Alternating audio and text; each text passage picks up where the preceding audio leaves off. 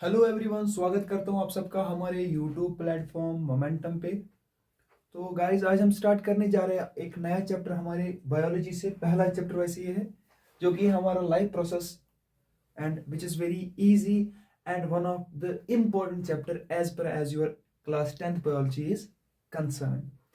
अगर हम बेटा देखिए, ये जो लाइफ प्रोसेस का चैप्टर आता है, ये चैप्टर रिलेटेड होता है हमारे 11th के ह्यूमन फिजियोलॉजी के साथ, क्योंकि इसमें हम वो सारे पोर्शंस कवर करेंगे जो कि आपको 11th में पढ़ने हैं। वहां पे यहाँ पे हम ब्रीफली पढ़ेंगे, हालांकि 11th में हम उसको डीपली पढ़ते हैं। तो यहाँ पे एक ब्रीफ इंट्रोडक्शन जो होगा ऑलमोस्ट 5 चैप्टर्स का, हम इस सिंगल चैप्टर में यहाँ पे वो टच करेंगे। तो बेटा, सबसे पहले अगर हम देखिए लाइफ प्रोसेस होता क्या है।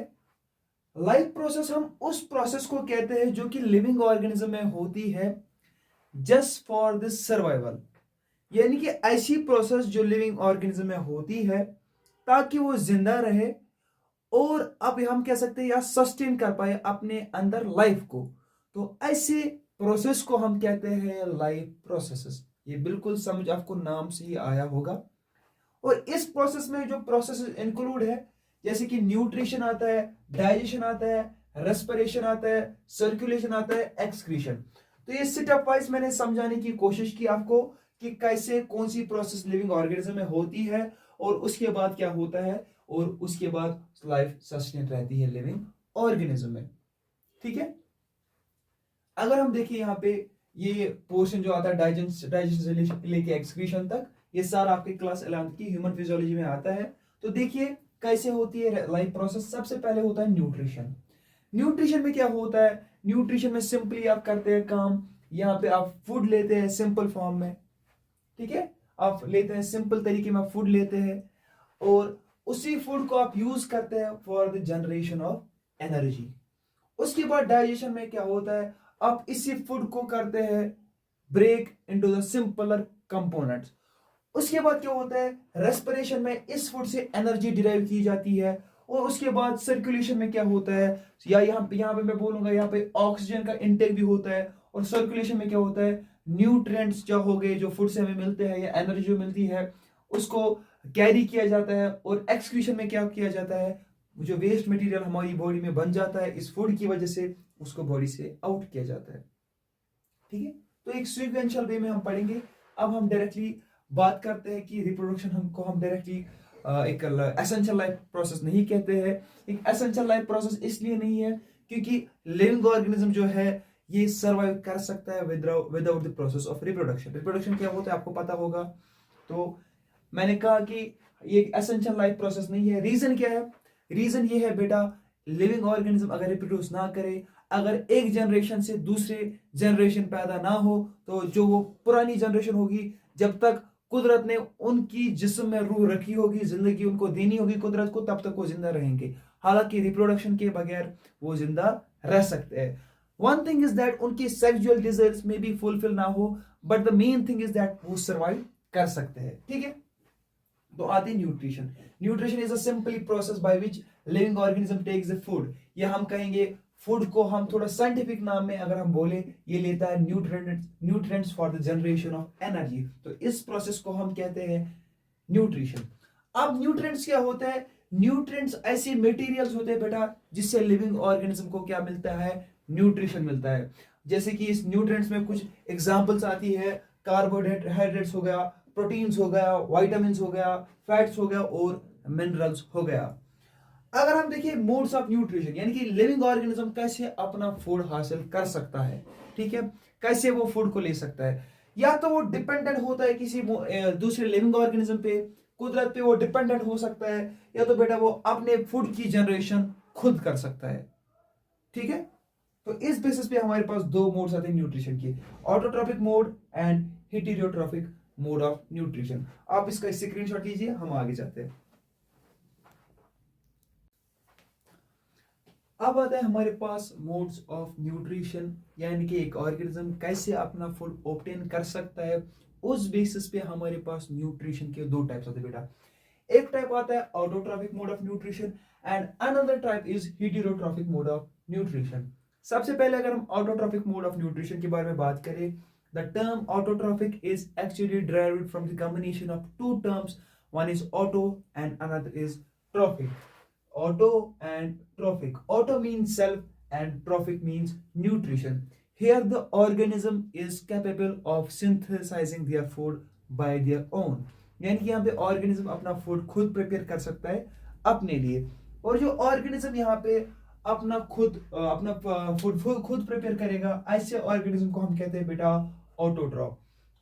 अब ये अपना फूड कैसे प्रिपेयर करता है? ये इनऑर्गेनिक रॉ मटेरियल्स का यूज करके, यानी कि इनऑर्गेनिक कुदरत के कुछ मटेरियल्स को यूज करके अपना फूड प्रिपेयर करता है। जैसे कि ये यूज करता है बेटा कार्बन डाइऑक्साइड को, ये वाटर को यूज कर सकता है, क्लोरोफिल को यूज करता है और सनलाइट को यूज करता है, और इन सब के कॉम्बिनेशन को मिला के ये करता है एक प्रोसेस से अपना फूड प्रिपेयर, जिसको हम कहते हैं बेटा फोटोसिंथेसिस। इसमें एग्जांपल आती है आपके पास ग्रीन प्लांट्स और बिलो ग्रीन अलगे। मैं कहूंगा कुछ बैक्टीरिया भी इसमें आते हैं जो अपना फूड खुद प्रिपेयर करते हैं। तो this is the process of autotrophic mode of nutrition. This is the autotrophic mode of nutrition. अब आता है हेटेरोट्रॉफिक मोड ऑफ न्यूट्रिशन।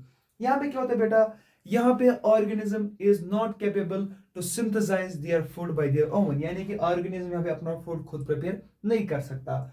ये डायरेक्टली या इनडायरेक्टली डिपेंडेंट होता है किसी दूसरे ऑर्गेनिज्म पे। यहाँ पे जो ऑर्गेनिज्म ऐसा न्यूट्रिशन दिखाता है उसको हेटेरोट्रॉफ कहते हैं, जिसमें एग्जांपल सबसे बड़ी एग्जांपल ह्यूमंस आते हैं। We are dependent to food for the food to other living organism. या कैट आता है, लॉयन आता है, या मैं ऐसे कहूंगा जितने सारे हर्बिवर आते हैं, जितने सारे कार्निवर आते हैं, जितने सारे ओमनिवर आते हैं, वो सारे आते हैं हमारे हेटेरोट्रॉफिक मोड ऑफ न्यूट्रिशन में। इसके 3 अलग टाइप्स हैं, वो हम डिस्कस करेंगे। तब तक आप ये अपनी नोटबुक पे मेंशन कीजिए। अब आप देखिए हमारे पास आते हैं यहाँ पे types of heterotrophic mode of nutrition, यानी कि हेटेरोट्रॉफिक के अपने अलग मोड है। One is the saprotrophic mode of nutrition, parasitic mode of nutrition, and another type is the holozoic mode of nutrition.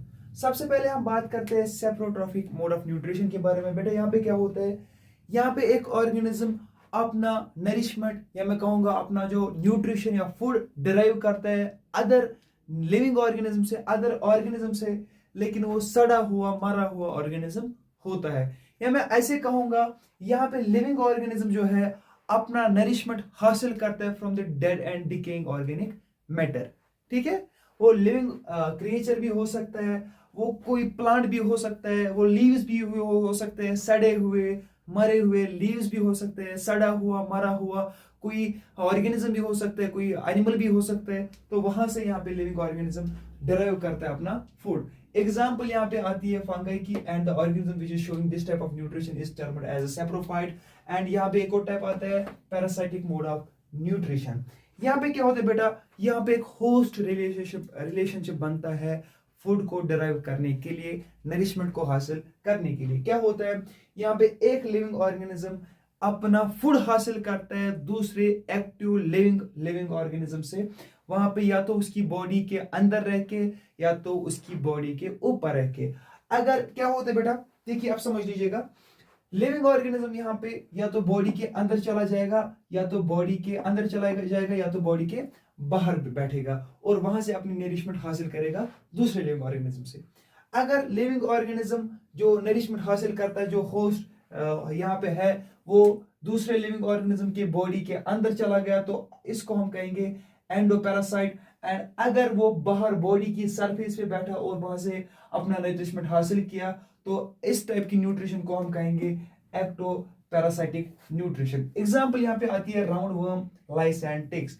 अब आप देखेंगे आपको कभी कभी कंफ्यूजन होता है, जो राउंड वर्म्स है ये हमारी बॉडी में कैसे रहते हैं। राउंड वर्म जो होती है ये हमारे स्टोमक में रहती है। कंफ्यूजन आता है कि कैसे आती है, कंटेमिनेटेड फूड के थ्रू हमारी बॉडी में एंटर करी जाती है। तो या तो पानी के थ्रू, कंटेमिनेटेड फूड के through.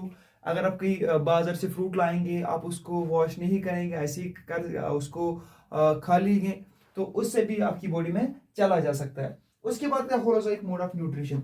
Holozoic mode of nutrition में क्या होता है, यहाँ पे कॉम्प्लेक्स फॉर्म में फूड को लिया जाता है बॉडी के अंदर, एंड उसके बाद उसको ब्रेक किया जाता है इनटू द सिंपल फॉर्म, तो वहां से नरिशमेंट हासिल की जाती है, हमें एनर्जी ड्राइव हासिल की जाती है। तो उस मोड को हम कहते हैं holozoic mode of nutrition. Example human beings and the amoeba.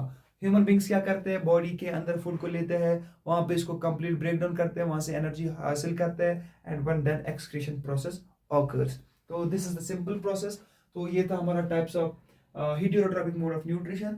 हम अब डिस्कस करेंगे फोटोसिंथेसिस इन प्लांट्स, जो कि हमारा टॉपिक नेक्स्ट लेक्चर में रहेगा। Thank you so much.